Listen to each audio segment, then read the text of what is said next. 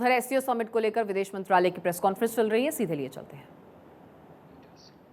Since joining SCO as a full member, India has been making positive contributions to the SCO processes, deliberations, and its outcomes.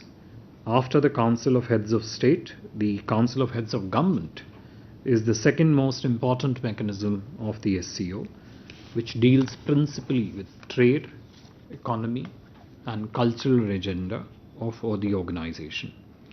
India chaired this mechanism during 2020 with the then Vice President Shri Venkaiah Naidu presiding over our summit meeting in November 2020 in virtual format.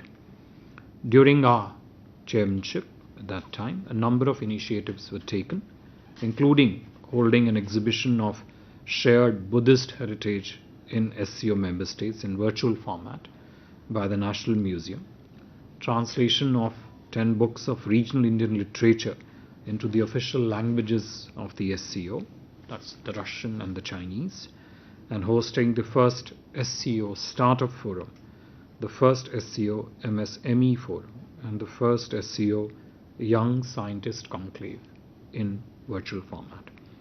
The regional anti-terrorist structure, the RATS of SCO, is another important mechanism of the organization. India assumed the chairship of the Executive Council of RATS in October last year for a year and has been focusing on promoting practical cooperation in combating the problem of terrorism in our region. Moving on to the Samarkand summit, Prime Minister will arrive in Samarkand, as I said earlier, later this evening. He will attend the summit tomorrow morning.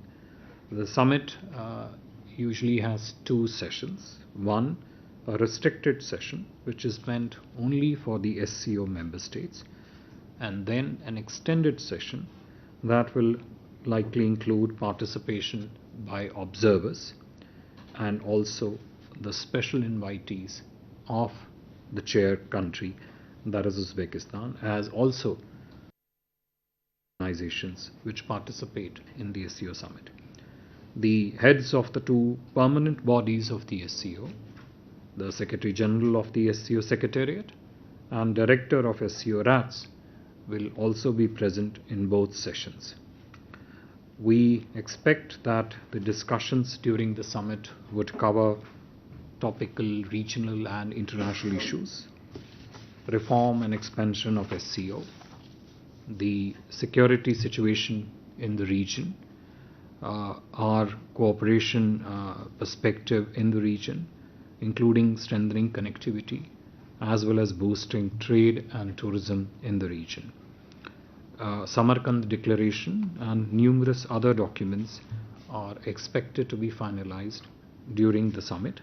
They are currently under consideration of the SCO member countries.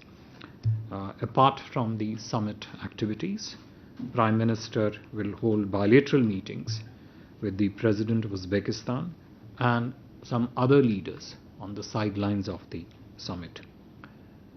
PM's participation in this summit is a reflection of the importance that India attaches to the SCO and its goals. This is also tied to our approach and engagement with the region as a whole. As you are well aware, India hosted the first India Central Asia Summit earlier this year, preceded by a foreign minister level meeting. We remain focused on strengthening our linkages with Central Asia and the extended neighborhood, and this visit will take that vision and that perspective forward. I thanks very much, and if there are questions, we'll be happy to take them. Thank you very much, sir. Before we move on to the question, hold on, I'm sure there's interest. Please introduce yourself and. तो SCO सम्मेलन को लेकर विदेश मंत्रालय की ये press conference, जिसमें Uzbekistan के लिए प्रधानमंत्री के आज रवाना होने की बात भी उन्होंने कही, और किस तरह से क्या भूमिका एससीओ के सम्मेलन में भारत की रहेगी ये भी उन्होंने जिक्र किया। किस तरह की बैठक होगी ये भी इस बैठक में, इस प्रेस कॉन्फ्रेंस में जिक्र किया गया। तो ये तमाम तस्वीरें सबसे खास और बेहद ही ज़रूरी भारत के लिहाज से